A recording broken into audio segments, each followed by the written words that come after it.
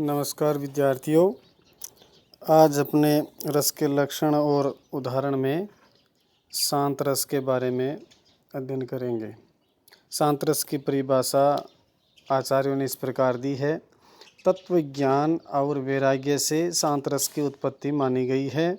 इसका स्थायी भाव निर्वेद अथवा सम है, जो अपने अनुरूप विभाव आदि से संयुक्त होकर शांत रस के रूप में परिणत हो जाता है।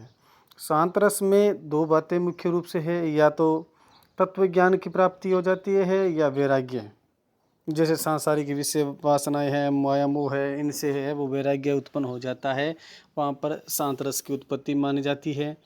इसके स्थायी भाव में निर्वेद और सम दोनों की चर्चा होती है। लगभग आचार्य है वो निर्वेद को इसका शांत रस का स्थायी भाव है वो मानते हैं। अब बात करते हैं उदाहरण की।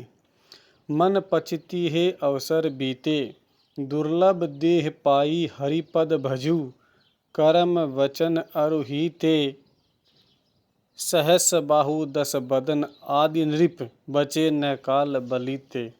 हम करि धन धाम संवारे, अंत चले उठ रीते, सुत वनितादि जानि स्वार्थ रत, न करु नेह सब हीते।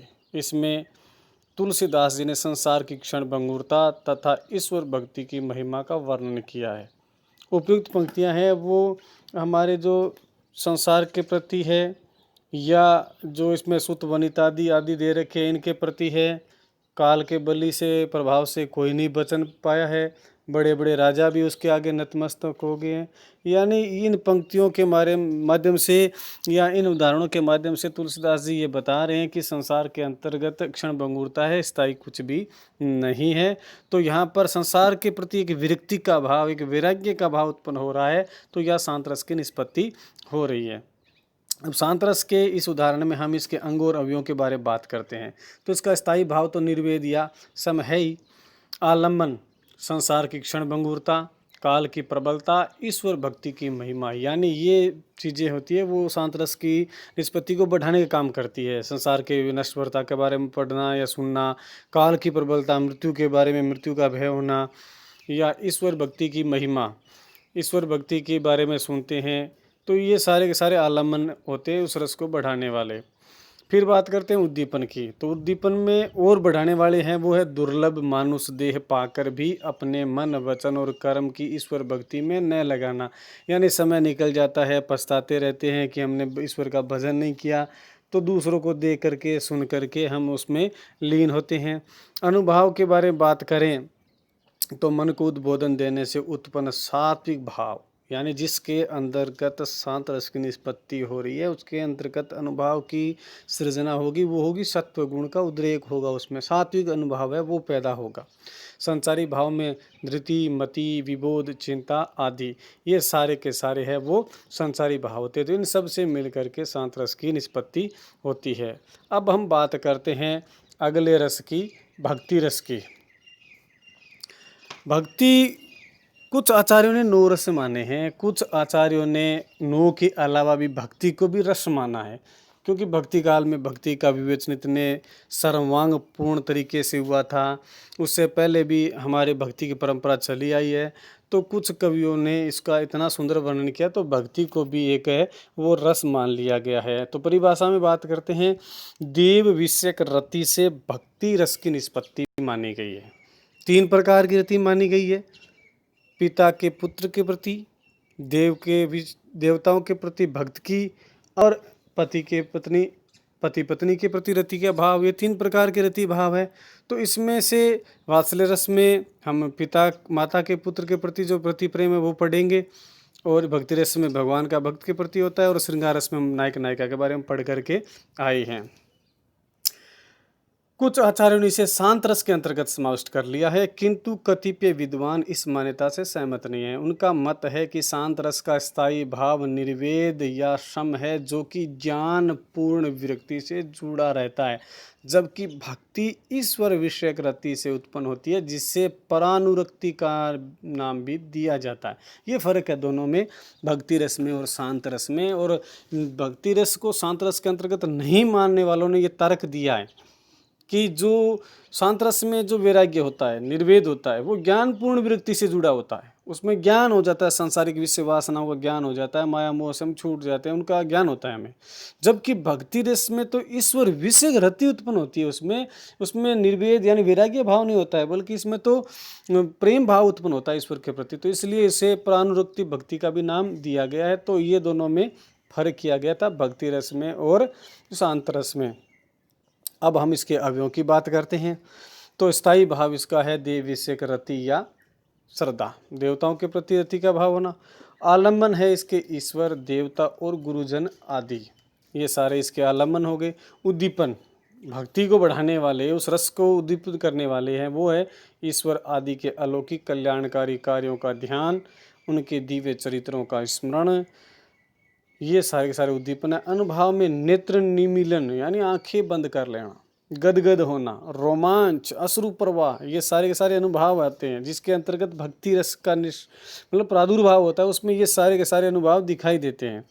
संचारी भाव में आता है आवेग, दैन्य, स्मृति, व्यग्रता आदि। अब हम इसका एक उदाहरण लेते हैं।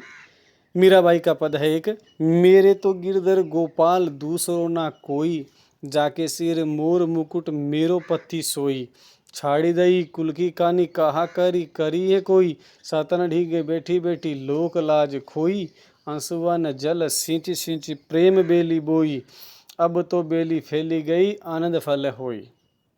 यहाँ पर मीराबाई ने अपने आराध्य कृष्ण के प्रति अपना भक्ति भाव है वो प्रकट किया है। तो इन पंक्तियों में हम देखते हैं स्थायी भाव कृष्ण विषय का अनुराग है ही है। आश्रय मीरा यानी मीरा के हृदय में भक्ति भाव है, भक्ति रस निष्पन्न हो रहा है। आलम्बन है कृष्ण है ही। उद्दीपन है आलम्बन की चेष्टाएं और कृष्ण का सौंदर्य, ये उद्दीपन का काम करते हैं। अनुभाव है सात्विक भाव, क्योंकि शांत रस में भी हमने सत्व गुण का उद्रेक पढ़ा था, और भक्ति तो वही निष्पन्न होती है जहाँ सत्व का उद्रेक होगा, सात्विक भाव होगा तभी भक्ति की कल्पना की जा सकती है, अन्यथा तो हो ही नहीं सकती। संसारी भाव में बात करते हैं तो आता है संतों की संगति, यानी जो पुष्ट करते हैं भक्ति रस को, वो चिंता, हर्ष, उद्वेग, आकुलता, ये सारे के सारे मिलकर के भक्ति रस को पुष्ट है वो करते हैं। अब हम बात करते हैं आगे अंतिम रस की, वात्सल्य रस। वात्सल्य रस को भी आचार्यों ने जो 9 रस है उसके अलावा स्थान दिया गया है।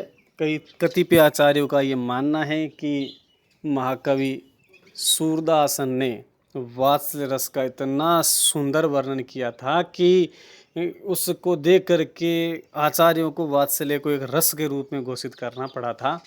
तो इसकी परिभाषा इस प्रकार है, माता पिता के हृदय में स्थित वात्सल्य रति नामक स्थायी भाव जब अपने अनुरूप विभाव आदि के संयोग से परिपुष्ट होता है तो वात्सल्य रस की निष्पत्ति होती है।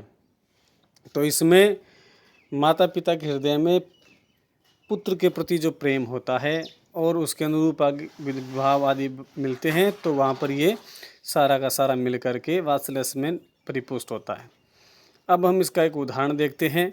किलकत कान है गुट रूबनी आवत, मणिमय कनक नंद के आंगन, बिंब पकरीबे धावत, कबहू निरक हरि छाय आपनी, कर सो पकरन चाहत, किल की हंसत राजत द्वे दंतियाँ पुनि पुनि तिहि अवगाहत, बाल दशा मुख निरख जसोदा, पुनि पुनि नंद बुलावत, आंचरा तरले ढांकी सूर के, प्रभु को दूध पिलावत। यहाँ पर माता यशोदा और कृष्ण का जो अनुराग है उसका बहुत ही सुंदर वर्णन किया है सूरदास ने। अब हम इस उदाहरण में कौन कौन से अवयव है इस अंग के रस के, उनके बारे में बात करते हैं। सबसे पहले बात करते हैं स्थायी भाव की। तो स्थायी भाव इसमें वात्सल्य रति है ही और यशोदा के हृदय में उत्पन्न हो रही है। कारण किसके हैं? बालक कृष्ण के हैं, तो वो आलमन हो गए। उद्दीपन यानी उस वात्सल्य प्रेम को बढ़ाने वाले क्या है? उद्दीपन, उसमें है आलमन की चेष्टाएं, जैसे कृष्ण का घुटनों के बल चलना, अपनी छाया को पकड़ना, हंसना, ये सारे के सारे उद्दीपन का कार्य करते हैं, यानी वात्सल्य को ये बढ़ाने का काम करते हैं। फिर बात करते हैं हम अनुभव की। तो अनुभव में आश्रय की चेष्टाएं, जैसे नंद को बुलाना, बालक कृष्ण के मुख की शोभा निरखना, दूध पिलाना। यहाँ आश्रय कौन है? माता यशोदा। उसके हृदय में वो वात्सल्य रस की निष्पत्ति हो रही है, तो वो बार बार नंद को बुला रही है, बालक कृष्ण को दूध पिला रही है। तो ये सारे के सारे अनुभव उत्पन्न हो रहे हैं किसमें? यशोदा के हृदय में। फिर संसारी भाव है, वो है हर्ष, गर्व, औत्सुक्य आदि। तो इस प्रकार इन सब से मिलकर के वात्सल्य रस की निष्पत्ति होती है। तो आज अपना ये रस के लक्षण और उदाहरण वाला जो हम टॉपिक पढ़ रहे थे, वो आज पूर्ण हुआ। हमने सारे रसों के एक एक उदाहरण देखे हैं, उनमें विभाव, अनुभाव, आलम्बन, उद्दीपन, संचारी भाव कौन कौन से होते हैं, किस प्रकार वो सहायक होते हैं, परिभाषाएं क्या है, लक्षण क्या है। इस तरह से हमने सारे रसों का एक करके अध्ययन किया है। तो अपना ये जो रस का जो लक्षण उदाहरण वाला टॉपिक है वो आज यहाँ पर संपन्न होता है। अब हम आगे बात करेंगे रस की निष्पत्ति की। जो आचार्य भरत मुनि ने जो रस सूत्र दिया था, उस सूत्र की व्याख्या की है कतिपय आचार्यों ने। उनके क्या क्या मत थे, रस की निष्पत्ति कहाँ होती है, रस बनता कैसे है, इनके बारे में हम कल अध्ययन करेंगे। आज के लिए बस इतना ही। धन्यवाद।